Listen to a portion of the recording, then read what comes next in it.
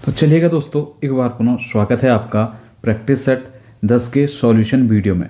तो जो practice set 10 है इसका सॉल्यूशन है आप लोगों के सामने। तो चलिए श्री गणेश करते हैं इस वीडियो का पहला। तो देखिए पहला क्वेश्चन आप लोग की स्क्रीन के सामने है। निम्न में से तत्सम शब्द का चयन करना था। हमें तत्सम तत्व शब्द बताने थे, कौन तत्सम है कौन तद्भव है। तो देखिए पहला चीज़ देखिए, पहला गांव। गांव तो गांव तो है नहीं, क्योंकि गांव हम कैसे लिखते हैं, चंद्र बिंदु आती गांव में। गांव का होता हमारा ग्राम, तो ये तो हो नहीं सकता। फिर देखिए दूसरा वायु। वायु तो होता ही है। वायु का क्या होता है तद्भव शब्द, वात। ये वात छोड़ के मैं एक चीज कह सकता हूं, इसे हवा।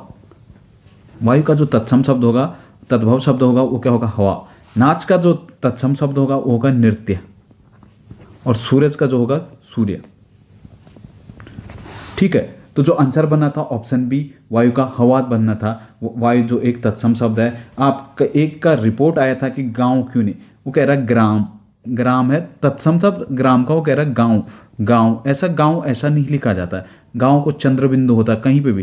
अगर आपको कभी तद्भव और तत्सम पहचानना है, जहाँ पे चंद्र बिंदु है तो आप सीधा सीधा उसे तद्भव कीजिएगा, और जहाँ पे केवल ये बिंदु सिंगल बिंदु है, अंक की मात्रा है, वो हमारा तत्सम के ज़्यादा 90% चांसेस होंगे कि वो तत्सम आएगा। ठीक है, ऐसे ही जहाँ पे हमारा संयुक्त स्वर होता है, संयुक्त व्यंजन होता है, अक्ष, त्र और ज्ञ, जहाँ पे भी ये शब्द आते हैं वहाँ पे सीधा सीधा हमारा मैक्सिमम चांसेस होता है कि वो तत्सम शब्द होते हैं। ठीक है, ये चीज़ भी, ये ट्रिक भी याद रखना तत्सम तद्भव में। फिर चलेगा अगला क्वेश्चन पे चलते हैं। अगला क्वेश्चन देखिए, शासकीय पत्र में पत्र संख्या के नीचे बाईं ओर को क्या लिखा जाता है। जो शासकीय पत्र होता है, शासकीय पत्र का फॉर्मेट देखिए, तो इस टाइप का शासकीय पत्र होता है हम पे। तो देखिए शासकीय पत्र की मैं बात करूं तो शासकीय पत्र में सबसे पहला होता है, ऊपर जो लिखा जाता है वो कार्यालय का नाम लिखा जाता है। कोई भी कार्यालय है तो कार्यालय का नाम सबसे ऊपर, कार्यालय का नाम आता है। कार्यालय के साथ साथ देखना तो इधर की साइड डेट और प्लेस आता है। यहाँ पे आता है पत्र संख्या, इधर की साइड आता है पत्र संख्या। पत्र संख्या के बाद जो होता है ना प्रेषक, जो हम लिखते हैं ना प्रेषक, सेवा में या कुछ भी जो प्रेषक होता है, प्रेषक का नाम आता है। फिर उसके बाद सॉरी, ये तो औपचारिक पत्र में होता है। शासकीय पत्र की बात करूं मैं तो शासकीय पत्र में जो हमारा होता है सबसे ऊपर क्या होता है हमारा, सबसे ऊपर होता है हमारा प्रेषक। इधर की साइड हमारा प्रेषक होता है। प्रेषक के साथ साथ हम यहाँ पे लिख देते हैं, इधर की साइड हमारा पत्रांक आता है। शासकीय पत्र में पहले ऊपर प्रेषक, फिर इधर की साइड ठीक उसके अपोजिट साइड हमारा क्या पत्रांक आता है। पत्रांक के साथ साथ हमारा जो आएगा यह है पत्रांक, फिर यहाँ पर आता है हमारा प्रेषक। तो इसमें क्या क्वेश्चन में क्या पता रहता है, पत्रांक के नीचे बाईं ओर को क्या लिखा जाता है, तो प्रेषक का नाम, ऑप्शन सी हम पे सही आना था। प्रेषक के बाद क्या आता, प्रेषक आता, नाम आता, फिर पदनाम आता इसका, फिर उसके बाद आता हमारा सेवा में फिर हम जिसको भेजना उसका क्या नाम लिखते हैं, पदनाम लिखते हैं। फिर विभाग अनुभाग आ जाता है, विभाग अनुभाग सब्जेक्ट, इधर समय और दिनांक आ जाता है, स्थान और दिनांक आ जाता है। फिर ये पत्र लिखा जाता है, ऐसे ऐसे यहाँ पे लिखा जाता है। लास्ट में क्या आता है, इधर आ जाता हमारा बहुद्वीपीय। तो ये होता हमारा सरकारी पत्र का फॉर्मेट। फिर अगला देखिएगा, जो व्यक्ति बुद्धिमान होता है दुनिया उसका सम्मान करती है। यह किस उपवाक्य का है, तो हमें बताना था इसमें कौन सा उपवाक्य है। जो जिसे जहां पे भी दिखता हमें, जो व्यक्ति बुद्धिमान होता दुनिया उसकी सम्मान करती है। देखिए तो क्या इशारा कर रहा ना, जो व्यक्ति बुद्धिमान होता है मतलब एक संकेत कर रहा, मतलब उसकी विशेषता बता रहा है। तो सीधा सीधा हमारा क्या था, विशेषण उपवाक्य। तो याद रखना विशेषण में क्या होता है, जब आश्रित उपवाक्य या आश्रित उपवाक्य प्रधान उपवाक्य की किसी संज्ञा या सर्वनाम से, किसी क्या कह रहा मैं, जब आश्रित उपवाक्य प्रधान उपवाक्य की किसी संज्ञा या सर्वनाम से विशेषता बताता है तो उसे विशेषण उपवाक्य कहते हैं। विशेषण उपवाक्य की विशेषता बताऊं तो जो विशेषण उपवाक्य होता है प्रारंभ प्रातः, या तो जो इनका प्रारंभ होता है प्राय किससे होता है, या तो होता जो हो गया, जिसे हो गया, जो जिसे जिसने, जो जिसे जिसने, जिस पर चाहे जिसके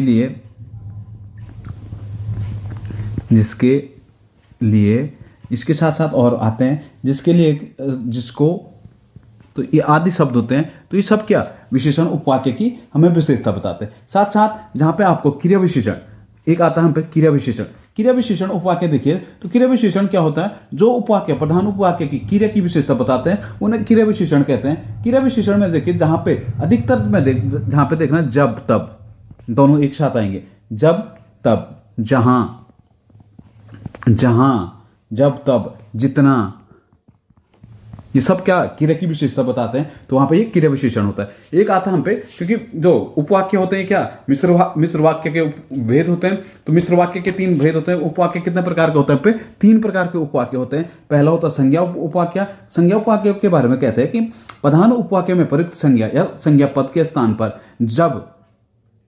पर जो उपवाक्य प्रयोग किया जाता है उसे संज्ञा उपवाक्य कहते हैं। मुख्यतः देखें तो संज्ञा उपवाक्य जो होते हैं वो की से जुड़े होते हैं। 90% चांस में रहता है कि की से जुड़े होते हैं, या जहां पे हमें क्या की से जुड़े हो, या जहां पे हमें क्या का आंसर मिल रहा, हम क्वेश्चन करते हो जिस उपवाक्य में क्या का आंसर हमें जहां पे मिल जाता है, सीधा सीधा हम वहां पे क्या कहते हैं कि कौन सा उपवाक्य है, संज्ञा उपवाक्य वहां पे हम पे मिल जाता है। जैसे एक उदाहरण देखिए, मेरा उद्देश्य है कि मैं डॉक्टर बनूंगा। ये कह रहा है कि संज्ञा उपवाक्य का मैं उदाहरण बता देता हूं आपको। संज्ञा उपवाक्य का जैसे लिखना, मेरा उद्देश्य है कि मैं डॉक्टर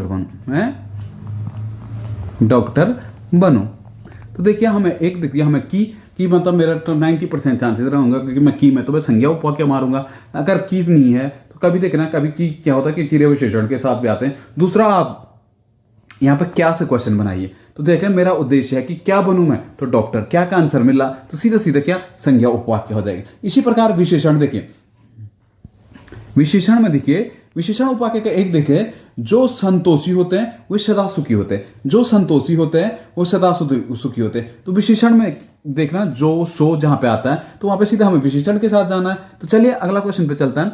अगला क्वेश्चन देखिए, क्वेश्चन नंबर 4। क्वेश्चन नंबर 4 देख रहा, कृपण का सही पूर्ण रूप विच्छेद होगा।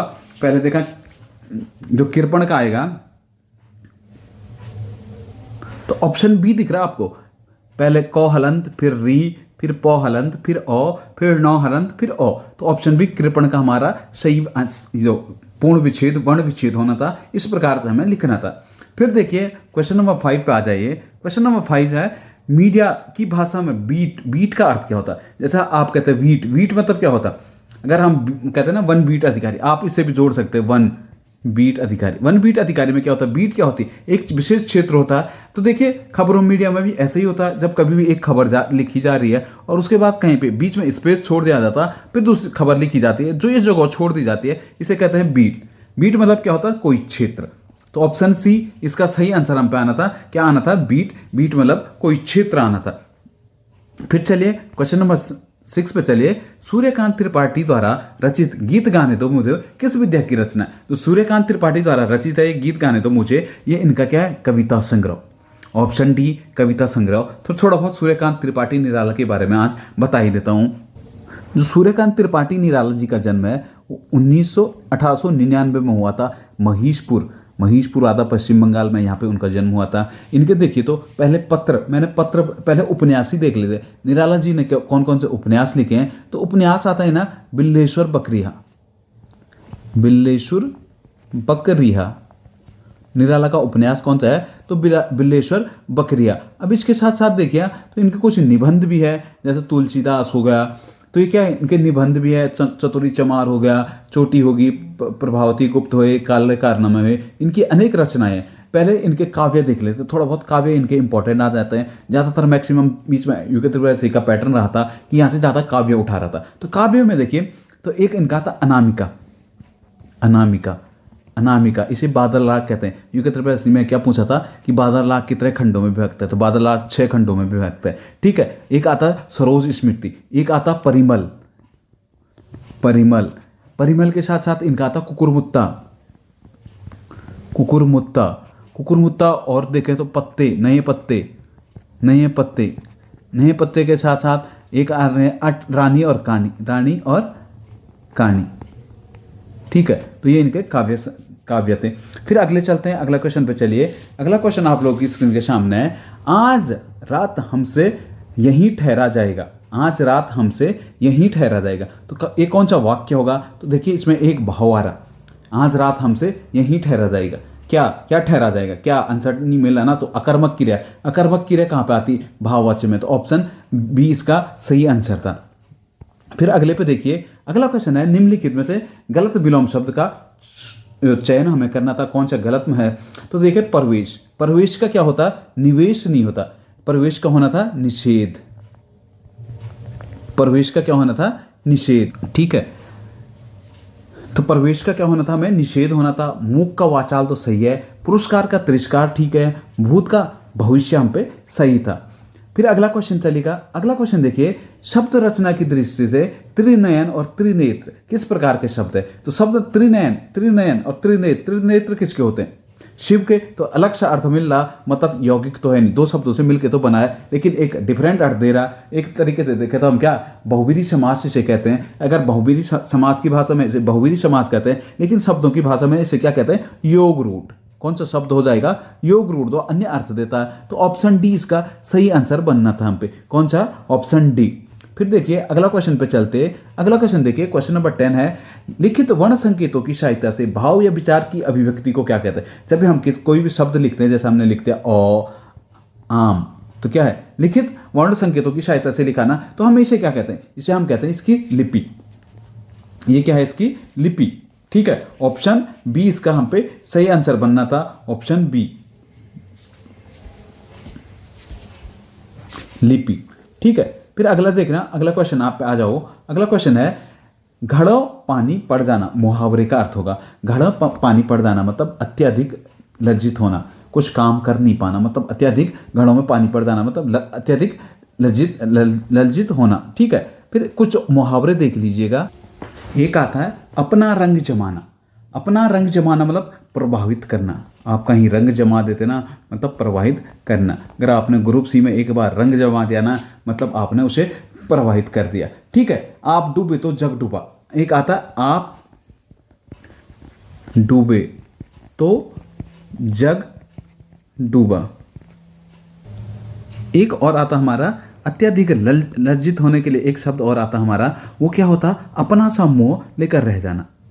अपना, इसके लिए एक और आएगा, अपना सा मुंह लेकर रह जाना। अपना मुंह लेकर रह जाना मतलब बहुत अधिक लज्जित होना। एक आता है आंख खुलना, आंख खुलना मतलब होश में आना, आंख खुलना मतलब होश में आना। एक आता अक्ल का अंधा, अक्ल का अंधा तो आप बहुत लोगों ने पता होगा। अक्ल का अंधा, अक्ल का अंधा मतलब क्या होता है, अक्ल का अंधा मूर्ख को कहते हैं। किसे कहते हैं, अक्ल का अर्थ होता है मूर्ख को। फिर चलिए अगला क्वेश्चन पे चलते हैं। अगला क्वेश्चन देखिए, निम्न में से कौन सा शब्द फारसी भाषा का शब्द नहीं है। तो जो फारसी भाषा का शब्द नहीं है वो हमारा कौन सा है, औजार। ऑप्शन सी हमारा सही आंसर बनना था, औजार फारसी भाषा का शब्द नहीं है। बाकी देखना खुदा और जानवर किसके हैं, फारसी भाषा के शब्द हैं, ठीक है। इसमें एक चीज़ और रखना, इसके दो आंसर बनने थे। सिफारिश, सिफारिश ये शब्द आया था वीडियो में, ये क्वेश्चन पुराना है, उस टाइम शायद इसमें रिटर्न नहीं लगी थी, लेकिन जो सिफारिश शब्द है ये वीडियो में आया था। ये सिफारिश शब्द अरबी और अरबी है, उसका वीडियो में जो आंसर आया है इसका, उस शब्द क्या आया, अरबी आया है, और ना ये आंसर चेंज हुआ। तो इसलिए सिफारिश शब्द को भी याद रखना। अब कभी भी सिफारिश शब्द आएगा तो सिफारिश हमेशा अरबी मारना।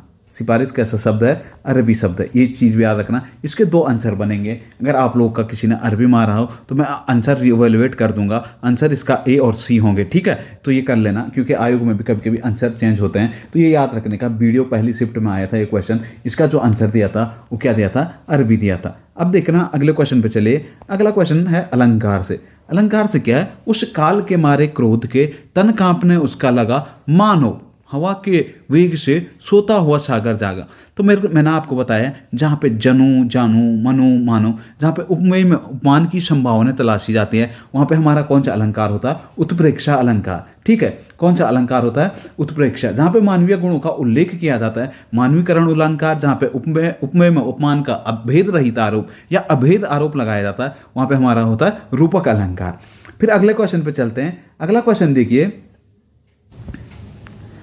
तो क्वेश्चन नंबर 14 पे आ जाइए। निम्न में से किस शब्द में यण संधि है। तो यण संधि बताना है हमें। पहले देखो साहित्याचार्य, साहित्य आचार्य, तो पहले साहित्य, इसका जो संधि विशेष होगा साहित्य प्लस आचार्य, साहित्य आचार्य। तो यहाँ पे कौन सी संधि हो रही है? दीर्घ संधि। कौन सी संधि है? दीर्घ संधि। अब देखो पितृ उपदेश, पितृ उपदेश में देखना पितृ उपदेश में क्या होगा? पितृ प्लस उपदेश, तो पितृ उपदेश औ प्लस री प्लस ऊ, री प्लस ऊ, तो कौन सा है? री प्लस, तो कहां पे क्या बनना था हमारा? जहां पे भी री हमारा पहला आता वहां पे हमारा सीधा सीधा यण संधि आ जाता है। जैसे किसी भी संधि होती है ना जहां पे री यहाँ पे अ आया तो ये यण संधि, अगर कहीं पे अ यहाँ पे री आता है तो यहाँ पे हमारा क्या?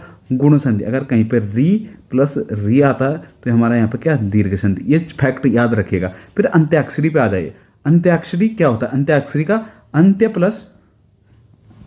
प्लस अक्षरी, तो अंत्याक्षरी। यहाँ पे भी कौन सी संधि हो रही?